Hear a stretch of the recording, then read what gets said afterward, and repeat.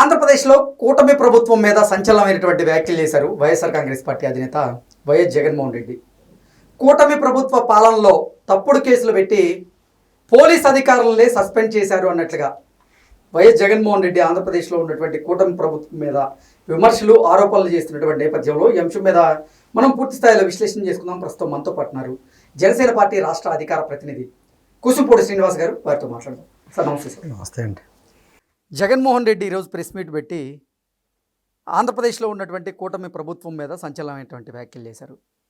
కూటమి ప్రభుత్వ హయాంలో ఇప్పుడు అసలు తప్పుడు కేసులు పెట్టి పోలీస్ అధికారులని సస్పెండ్ చేస్తున్నారు, వారి మీద కక్ష సాధిస్తున్నారు అన్నట్లుగా ఆయన ఆరోపణలు విమర్శలు చేస్తున్నారు కూటమి ప్రభుత్వం మీద. దీని మీద మీ విశ్లేషణ ఏంటి సార్? కృష్ణ గారు, సంచలన వ్యాఖ్యలు అయితే నేను అనుకోను. ఎందుకంటే షరా మామూలు అన్నట్టుగా గతంలో ఆయన ముఖ్యమంత్రిగా ఉన్నప్పుడు ప్రధానమంత్రి గారిని కలిసేవాడు. మ్యాటర్ ఉండేది, డేట్లు మర్చేవారు. ఆయన ఎప్పుడు ప్రధానమంత్రి గారి దగ్గరికి వెళ్ళి వచ్చిన తర్వాత నేను ఇది మాట్లాడాను లేకపోతే ఈ హామీ ఇచ్చాను ఇది ఎప్పుడు చెప్పలా, ప్రెస్ నోట్లు వచ్చి. అలాగే ఇప్పుడు కూడా ఏడాది కాలంగా అతను పెడుతున్నటువంటి ప్రెస్ మీటుల్లో మ్యాటర్ ఒకటే, పైన కింద కింద పైన పైన కింద మాట్లాడతా తప్ప స్క్రిప్ట్ ఒకటే, అంతకుమించి ఏం లేదు. గమనిస్తే మీరు కృష్ణ గారు, ఎప్పుడైతే మద్యం కుంభకోణం కొద్దిగా తన దగ్గరికి వస్తున్నప్పుడు గమనించండి, అప్పుడే ప్రెస్ మీట్ పెడతాడు. చెవిరెడ్డి భాస్కర్ రెడ్డి అరెస్ట్ అయినప్పుడు పెట్టాడు, తర్వాత అంటారా పర్యటనలో వెళ్ళినప్పుడు పెట్టాడు, కానీ ఇంత డీటెయిల్గా పెట్టలేదు. మళ్ళీ ఇప్పుడు మిథున్ రెడ్డి దగ్గరికి వస్తుంది కాబట్టి ఆ నెక్స్ట్ ఫైనల్ స్టేజ్లో నేనే ఉన్నాను కాబట్టి అనే ఉద్దేశంతో మళ్ళీ ఈరోజు ప్రెస్ మీట్ పెట్టాడు. సరే, అతనికి ఉన్నటువంటి అద్భుతమైన ఆర్ట్ ఏంటంటే కళ్ళార్పకుండా అబద్ధాలు చెప్పడం. అదే చెప్పాడు. ఆయన ప్రెస్ మీట్ పెడుతున్నాడా ప్రార్థన చేస్తున్నాడా మాకు అర్థం అవ్వదు. కూర్చోబెట్టి ఆ మాటలు, అతని మాటలు అద్భుతంగా చెప్పాడు అబద్ధాలు చెప్పడంలో. మా హయాంలో ఫ్రెండ్లీ పోలీసింగ్ ఉండేది, పోలీస్ వ్యవస్థ తలెత్తుకు తిరిగేది. ఒక్కసారి ఆ ముంబై నటి ఉంది, ఎవరంటే పేరేం పేరు, కాదంబరి చెప్పండి, ఆమెను అడగనండి. ఆమె కేసులో ఐపీఎస్ స్థాయిలో ఉన్నటువంటి పోలీస్ అధికారులను కూడా ఏ విధంగా వాడుకున్నాడో, వాళ్ళు ఇక్కడి నుంచి స్పెషల్ ఫ్లైట్ల మీద వెళ్ళి ఆ అమ్మాయిని తీసుకొచ్చి అరెస్ట్ చేసి ఏ విధంగా నిర్బంధించారో ఒకసారి ఆమెను చెప్పండి. లేదు, రఘురామకృష్ణరాజు గారి కేసు గారే మనకు పెద్ద ఉదాహరణ. పోలీస్ వ్యవస్థను ఉపయోగించుకుని అతని పార్టీ ఎంపీనే ఏ విధంగా కస్టడీలు టార్చర్ చేశారో ఒకసారి ఆయన చెప్పమానండి. ఒకటే కదా, ఇటువంటి పొంకాలుగా వచ్చేటువంటి ఉదాహరణలు. గత 5 సంవత్సరాల కృష్ణ గారు మీరు చెప్పండి, అసలు పోలీస్ స్టేషన్ ఎక్కడ పనిచేసినాయి? పనిచేసిన దానిలో ప్రైవేట్ పోలీస్ స్టేషన్లు. ప్రభుత్వ పోలీస్ స్టేషన్ ఎక్కడ పనిచేయాలా? ప్రభుత్వ పోలీస్ స్టేషన్ వాళ్ళకి ఏం అధికారాలు లేవు, అది చేయడానికి ఏమి లేదు. వాళ్ళ మాట కాదన్న వ్యక్తుల్ని మీరు చాలా గమనిస్తే ఒక ఎస్పీ స్థాయి నుంచి పై స్థాయిలో ఉన్నటువంటి పోలీసు అధికారులు అందరికీ కూడా అతనికి నమ్మకం ఉన్న వ్యక్తులు మాత్రమే పెట్టి మిగతా వాళ్ళందరూ లూప్లో పెట్టేశాడు. అంటే మామూలుగా ఏం చేస్తారంటే అండి, ట్రాన్స్ఫర్ చేస్తారు. ఒకవేళ అధికారం నచ్చకపోతే, పోలీసు అధికారులు నచ్చకపోతే ట్రాన్స్ఫర్లు చేస్తారు. ట్రాన్స్ఫర్లు కూడా కాదు, డైరెక్ట్ వీఆర్లో పెట్టేయడమే. అటువంటి పనులు చేసిన వ్యక్తి ఈరోజు వచ్చి ఫ్రెండ్లీ పోలీసింగ్ అంట, అతని హయాంలో ఫ్రెండ్లీ పోలీసింగ్ ఉంది. ఇప్పుడు పోలీసులే భయపడుతున్నారట చేయడానికి. చంద్రబాబు గారిని చూసి భయపడుతున్నారట చేయలేక. ఎవరో ఒక సిద్ధార్థ కౌశల్ ఎవరో ఒక ఆయన కూడా అలాగే పాపం ట్రాన్స్ఫర్ చేసి వెళ్ళిపోయాడు. ఆయన పోలీసు అధికారుల మీద తప్పుడు కేసులు పెట్టి వారిని సస్పెండ్ చేస్తున్నారు జగన్మోహన్ రెడ్డి. అదే అంటున్నా, ఆయన చేసిన పనులు ఇప్పుడు చేస్తున్నారేమో అని భావిస్తున్నాడు. విచిత్రం ఏంటంటే అది దాని ఒక రకమైనటువంటి మెంటల్ డిజార్డర్. తాను చేసిన పనులు ఇప్పుడు కూడా అదే జరుగుతుంది అనుకుంటున్నాడు ఆయన. ఈ పోలీసు వ్యవస్థ గురించి ఒకటే మాట్లాడలేదండి. ప్రజాస్వామ్యం లేదు రాష్ట్రంలోని, ప్రతిపక్ష నాయకుడిగా నేను ప్రజల్లోకి వెళ్తానంటే నాకు రక్షణ ఇవ్వట్లేదు అని మాట్లాడుతున్నాడు. ఒకసారి గతం గుర్తించుకోమన్నాడు అతన్ని. గతంలో ప్రతిపక్ష నాయకుడు చంద్రబాబు నాయుడు గారిని ఇంట్లోంచి కూడా బయట రాకుండా గేటుకి రోపులు తాళ్ళు కట్టేసినటువంటి సందర్భం గుర్తు రావట్లేదు ఆయనకి. పవన్ కళ్యాణ్ గారిని కనీసం వైజాగ్ ఎయిర్పోర్ట్ నుంచి బయటకు వస్తే ప్రజలకు అభివాదం కూడా చేయనివ్వకుండా పోలీసులు అడ్డుపెట్టాడు, అది గుర్తు రావట్లేదా? పవన్ కళ్యాణ్ గారు వైజాగ్ ఎయిర్పోర్ట్లోంచి మన హోటల్ నుంచి బయట రాకుండా 2 రోజులు నిర్బంధించాడు. రాష్ట్రంలోకి రానివ్వకుండా బోర్డర్లో ఆపేశారు. మరి ఇవన్నీ గుర్తు రావట్లేదండి ఆయనకి. ఆయన హయాంలోనంటే చాలా స్వేచ్ఛగా తిరిగారట, ఈ హయాంలో ఇప్పుడు స్వేచ్ఛగా తిరగనివ్వట్లేదంట, అతనికి రక్షణ ఇవ్వట్లేదంట. అతను వెళ్ళిన చోట్ల జరిగే ఘటనలు ఏంటి, అవి కూడా కూటమి ప్రభుత్వ కుట్రలు అన్నాడు. ఇంతకనే విచిత్రం అది. అతను మాట్లాడేది ఏంటంటే, నేను ఎక్కడికన్నా ప్రతిపక్ష నాయకుడిగా నాకు వెళ్ళడానికి నాకు ప్రజాస్వామ్య హక్కు ఉంది, నేను పరామర్శలకు వెళ్తున్నప్పుడు రక్షణ ఇవ్వాల్సిన బాధ్యత వాళ్ళది, అక్కడ కూడా దాన్ని కూడా హైలైట్ చేస్తున్నారు అని.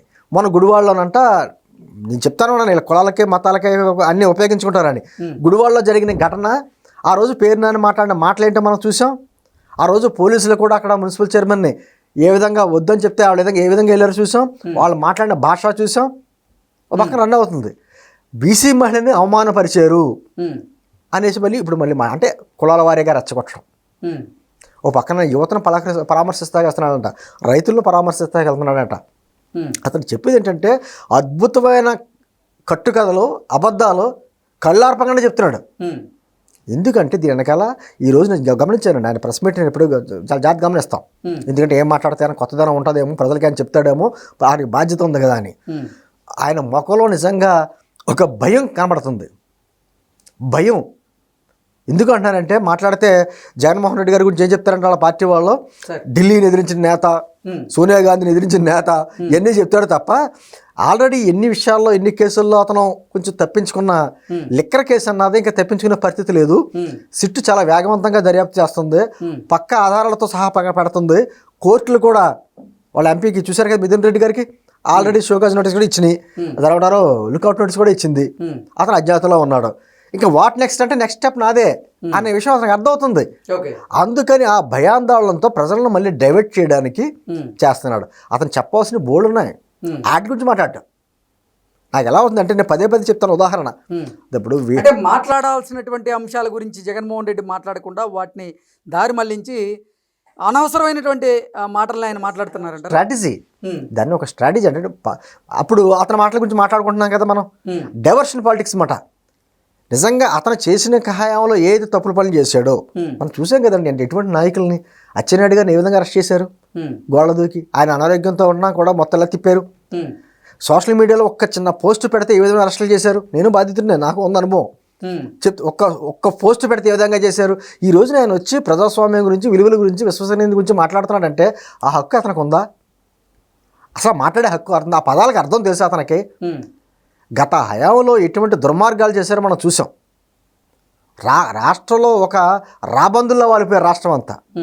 అన్యాయాలు, అక్రమాలు, దౌర్జన్యాలు ఎన్ని కాలు దాన్ని చేసుకుంటూ వచ్చారు. డాక్టర్ సుధాకర్ దగ్గర నుంచి డ్రైవర్ సుబ్రహ్మణ్యం వరకు దళితులు ఏ విధంగా చేశారో మనం చూడలేదా? ఎంటుంది అఘాయిత్యాలన్నీ వాళ్లే చేసి తిరిగి అటువంటి జరుగుతున్నాయని చెప్పేసి అంటాం. ఇప్పుడు గతంలోనే ఆయన అనేక రకాలైన పెట్టాను, రాష్ట్రంలో ఇన్ని హత్యలు జరుగుతున్నాయి, ఇన్ని అత్యాచారాలు జరుగుతున్నాయి అంటే డైరెక్ట్గా అడిగారు ప్రభుత్వమే, మీ దగ్గర ఆధారాలు ఉంటే పెట్టండి, ఖచ్చితంగా అరెస్ట్ చేస్తాం అంటే ఆధారాలు చెప్పరు, కేవలం బురద జల్లే కార్యక్రమాలు. ఈ రోజు నేను పదే చెప్తుంది ఏంటంటే, లిక్కర్ కుంభకోణం అన్నది చాపగంద నీరులా తాడేపల్లి ప్యాలెస్ చేరుకుంది. అందుకని ప్రజల్లో ఒక సింపతి గెయిన్ చేయడానికి, రాష్ట్రంలో జరుగుతున్నటువంటి విషయాలను డైవర్ట్ చేయడానికి ఒక మార్గం ఏంటంటే ఈరోజు ప్రెస్ మీట్ పెట్టాడు. ఈరోజు ప్రెస్ మీట్ పెట్టాడు, ఎలా ఉంటాడు అనుకున్నారా? మళ్ళీ సాయంత్రం బెంగళూరు వెళ్ళిపోతాడు. షటిల్ సర్వీస్ కదా, Bengaluru to Tadepalli shuttle service చేస్తాడు. మళ్ళీ ఏమంటాడు, ఆయన చెప్తున్నాడు మాట్లాడండి ఏంటి, యువత గురించి తానే మాట్లాడతాడంట. నిరుద్యోగం తాండవిస్తుంది, యువతకు ఉపాధి అవకాశాలు లేవు. నువ్వేం చేసావు? ప్రతి సంవత్సరం జనవరి 1న జాబ్ క్యాలెండర్ రిలీజ్ చేస్తా అన్నావు కదా, గత 5 సంవత్సరాల్లో ఒక్కసారి రిలీజ్ చేసావా? గత 5 సంవత్సరాలు ఒక్కసారి డిఎస్సి నిర్వహించగలిగావా? ఏం చేసావు అని చెప్పేసి మాట్లాడుతూ యువత గురించి నేంటందే. అనేక మంది జీవితాలు నాశనం చేసినటువంటి వ్యక్తి ఈ రోజు నా విధంగా మాట్లాడితే ఎలాగా? నేను అంటుంది అదే అంటాను, ఒక ఉదాహరణ పదే చెప్తాను, అందరూ అంటారు ఆ ఉదాహరణ ఎందుకు చెప్తావని. ఖచ్చితంగా చెప్తాను. ఇప్పుడు వీరప్పన్నం బాధపడితే ఎలా ఉంటుంది? ఎర్రచందనం స్మగ్లింగ్ జరిగిపోతుంది, అటవీ సంపద నాశనం అయిపోతుంది, తప్పు అని చెప్పి వీరప్పన్న వచ్చి ప్రెస్ మీట్ పెట్టడానికి ఎలా ఉంటుంది? అలాగే రాష్ట్రంలో జరుగుతున్న విషయాల మీద జగన్మోహన్ రెడ్డి ప్రెస్ మీట్ పెడితే ఎలా ఉంటుంది? అన్యాయాలు, అక్రమాలు అన్యాయంలో జరిసిన తర్వాత ఆయనే వచ్చి ముసలి కన్నీరు కరుస్తుంటే దొంగ అని అరుస్తున్నట్టుగా ఉంటుంది తప్ప అంతకు మించి ఏముండదు. కేవలం ఒక భయాందోళనతో ఉన్నాడు అతను. తాను కూడా లిక్కర్ స్కామ్లో జైలుకి వెళ్ళవలసిన పరిస్థితులు ఉన్నాయి కాబట్టి డైవర్ట్ చేయడానికి చేసినటువంటి ఒక పన్నాగం తప్ప వాడు కాదు. అంటే మద్యం కుంభకోణంలో తదుపరి అరెస్ట్గా మిథున్ రెడ్డి అరెస్ట్ జరిగేటువంటి అవకాశం ఉందా అంటే ఏం చెప్తారు? ఖచ్చితంగా. ఇప్పుడు మిథున్ రెడ్డి అతని దగ్గర వ్యక్తి, ఒక ఎంపీ. మనం ఈరోజు కథనాలనే చూస్తున్నాం, సిటీ విచారణలో అన్నీ బయటకు వస్తున్నాయి. అన్నీ కూడా ఏం చేస్తున్నారు, అసలు ఏ వారానికి ఎంత వచ్చింది, ఏ కంపెనీ నుంచి ఎంత వచ్చింది, వాటిని ఎక్కడ డంప్ చేయాలి, అవన్నీ కూడా రాజకేశ్ రెడ్డితోటి మిథున్ రెడ్డి చేశాడు అనేటువంటిది వచ్చింది. ఆయన నెంబర్ 2 అన్న వ్యవహారం కూడా వస్తుంది. ఇంకా నెంబర్ 1 ఎవరు? అందరు సూత్రధారులే కదా, పాతదారులే కదా. అసలు సూత్రధారు ఎవరు అర్థమవుతుంది. అసలు కింగ్ పిన్ బయటకు వచ్చే పరిస్థితి ఏర్పడుతున్నాయి. అదే అంటానండి, ఇవన్నీ విషయాలు బయటకు వస్తున్నాయి కాబట్టి ఖచ్చితంగా ప్రజలను డైవర్ట్ చేయడానికి వాళ్ళకు ఉన్నటువంటి మీడియా ద్వారా ఈరోజు మొసల కందిరి కారుస్తున్నాడు. ఓకే. అతని గురించి మాట్లాడే అతను ఈ శాంతి భద్రతల గురించి, రైతుల గురించి, యువత గురించి మాట్లాడే అర్హత అతనికి ఉందా అని అడుగుతున్నాడు ముందు. Okay okay sir, thank you so much.